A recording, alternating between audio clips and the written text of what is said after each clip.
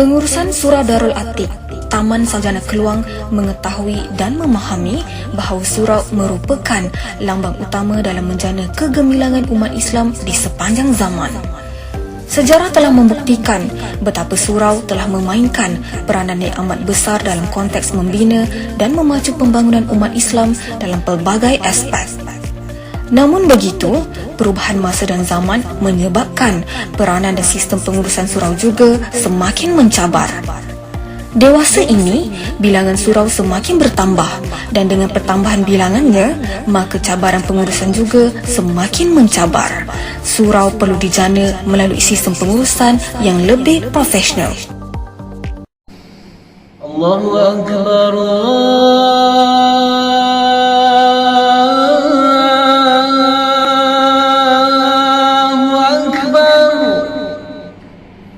Surau di sepanjang sejarah merupakan medan utama dalam kerangka untuk membangun dan membina peradaban umat Islam.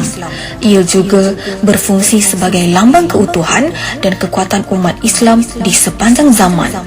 Dalam membicarakan isu yang berkaitan dengan institusi surau yang mempunyai pelbagai fungsi itu, maka antara isu yang paling penting ialah usaha ke arah memperkasa surau melalui pengurusan profesional. Pemerkasaan Surau Darul Atiq Taman Sarjana dalam konteks ini ialah usaha penambahbaikan terhadap perjalanan pentadbiran dan pengurusan organisasi surau.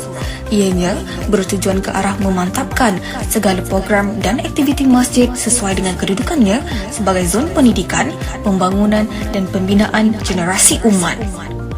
Kewajaran Surau Darul Atiq diurus secara profesional adalah sesuatu yang amat relevan dengan keperluan dan tuntutan perkembangan semasa, terutamanya dalam situasi masa kini dalam keadaan masyarakat menghadapi pelbagai isu dan cabaran semasa.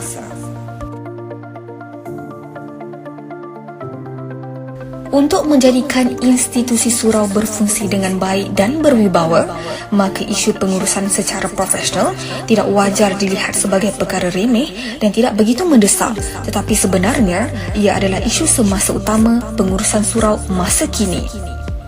Oleh itu, berasaskan perkembangan semasa pertumbuhan surau dalam negara, maka isu pengurusan profesional dan pemerkasaannya semakin perlu dibincangkan dan diwacanakan secara serius supaya institusi surau benar-benar berfungsi dalam erti kata yang sebenarnya, diiktiraf sebagai zon aman, selesa dan melahirkan kekuatan yang seutuhnya kepada umat sejagat, khususnya penduduk Taman Sarjana ini.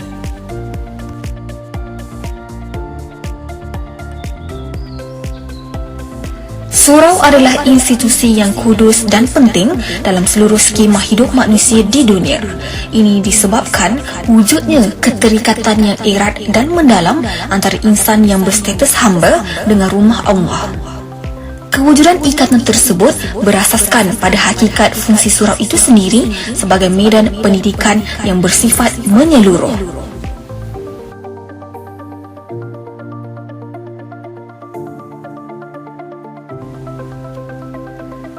Dalam konteks perkembangan tersebut, dapat dirumuskan beberapa peranan utama institusi surau dalam negara masa kini. Antaranya, pertama, surau berperanan sebagai pemangkin kepada kegiatan harian masyarakat untuk manfaat pembangunan setempat. Kedua, surau sebagai pusat kecemerlangan pendidikan dengan mengadakan kelas pengajian ilmu. Ketiga, surau berfungsi sebagai sebuah pertubuhan kemasyarakatan dan think tank. Keempat, surau berperanan untuk melaksanakan program kebudayaan, sosial dan ekonomi.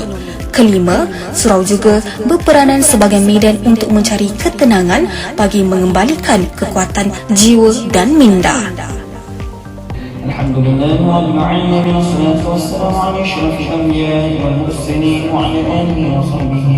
Di sebalik semua itu, pastinya isu pengurusan adalah sesuatu yang amat relevan dengan keperluan dan tuntutannya.